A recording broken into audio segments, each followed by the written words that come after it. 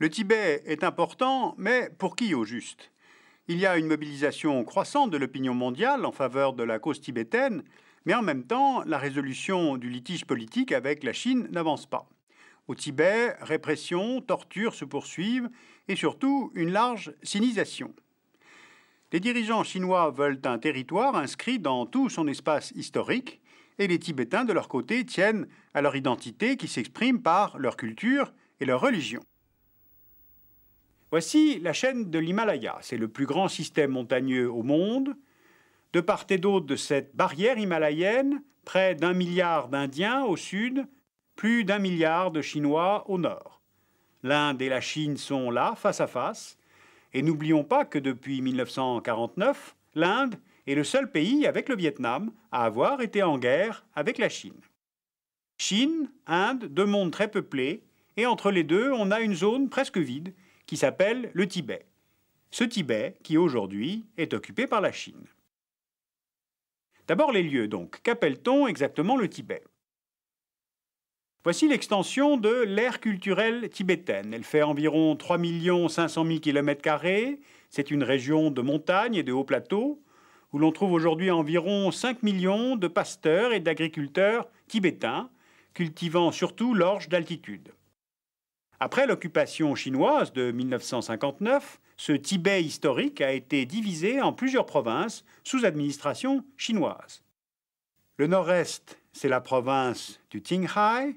Le centre-est a été rattaché à la province du Sichuan.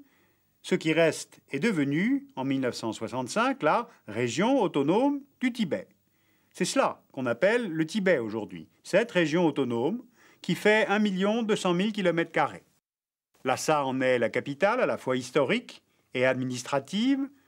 Ce toit du monde a une altitude d'environ 4000 mètres en moyenne, et les quelques 2 300 000 habitants de la région autonome du Tibet se concentrent surtout le long de l'arc himalayen, dans cette vallée du Brahmaputra supérieur, là où les conditions climatiques sont plus favorables.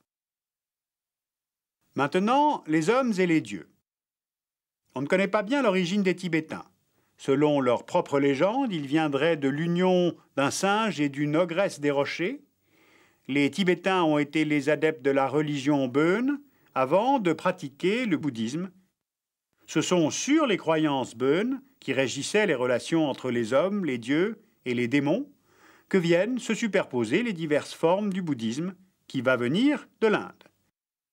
C'est au 8e siècle que le roi du Tibet, Tristan Detsen, va faire venir des moines bouddhiques du nord de l'Inde, et cet emprunt à l'Inde est déterminant dans le façonnement de la personnalité tibétaine, car il fait passer le Tibet dans l'orbite culturelle de l'Inde et non dans celle de la Chine. Le bouddhisme tibétain se confond à un point tel avec la culture tibétaine que le fait d'être tibétain impliquait celui d'être bouddhiste. De même, l'écriture tibétaine a été empruntée au sanskrit.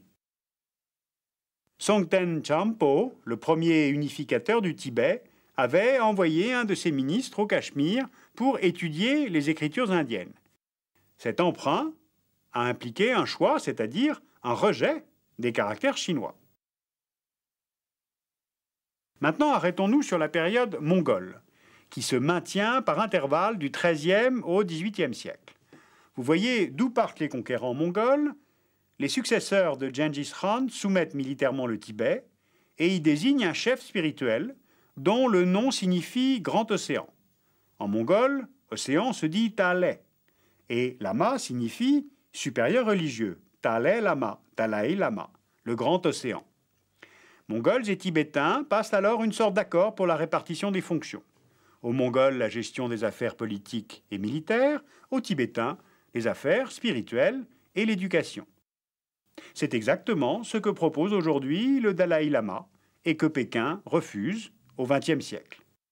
Alors comment comprendre ce refus chinois? Si on fait un bilan, il semble que les raisons qui ont présidé au contrôle du Tibet par la Chine il y a 40 ans, en fait, n'ont pas changé depuis. Rappelons-les.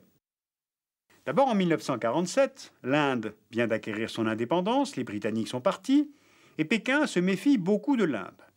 C'est-à-dire se méfie qu'à l'influence culturelle et religieuse indienne, déjà très marquée au Tibet, s'ajoute une influence politique. Ensuite, la région du Tibet historique dans son ensemble est une zone vide, mais le sous-sol y est très riche. Il faut savoir que Tibet, en chinois, cela se dit Xizang, ce qui veut dire réservoir de l'Ouest. Le Tibet a longtemps été perçu, et l'est encore aujourd'hui, comme un Eldorado minier. On y trouve du pétrole, de la houille, du fer. Un grand centre métallurgique a déjà vu le jour autour de la capitale du Qinghai, à Xining. Là, on y traite la houille et le fer, qui vient des mines de la ville de Golmund. Mais l'exploitation plus large de cet Eldorado supposé, jusqu'à aujourd'hui en tout cas, est plutôt de l'ordre de la chimère. Parce que les coûts d'extraction sont énormes à cette altitude, et à cela s'ajouteraient de toute façon les coûts du transport des minerais entre les zones d'extraction et les zones de consommation. Autre richesse naturelle du Tibet, les fleuves. C'est dans la partie orientale du Tibet que prennent leur source les grands fleuves de l'Asie orientale.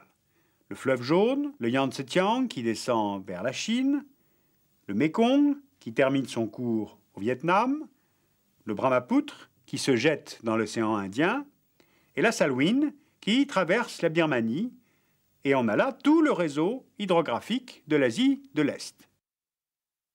Mais là aussi, la topographie du Tibet rend cette richesse difficilement exploitable. Ce serait particulièrement coûteux de transporter l'électricité produite.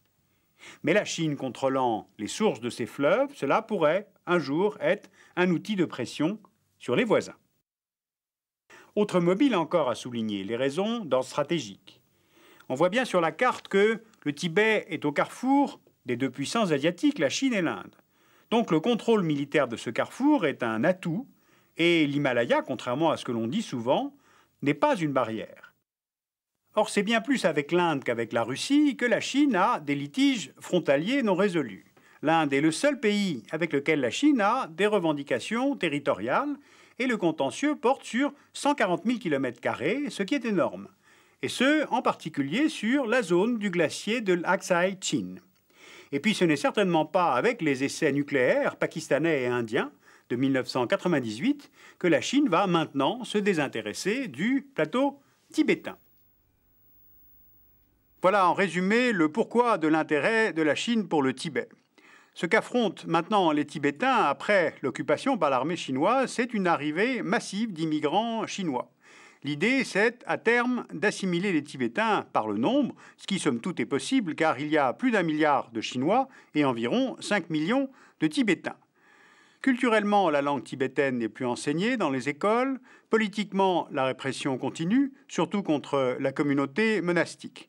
Il y a des tortures pratiquées à l'encontre des moines, car ils expriment le cœur même de l'identité tibétaine. D'ailleurs, dans l'émission sur Lhasa, qui est présente dans ce DVD, vous verrez comment les travaux autour du Potala modifient l'urbanisme de Lhasa, ce qui contraint les Tibétains à modifier leurs rites religieux. La place économique de la Chine dans le monde, évidemment, ne va pas conduire les dirigeants chinois à céder quoi que ce soit.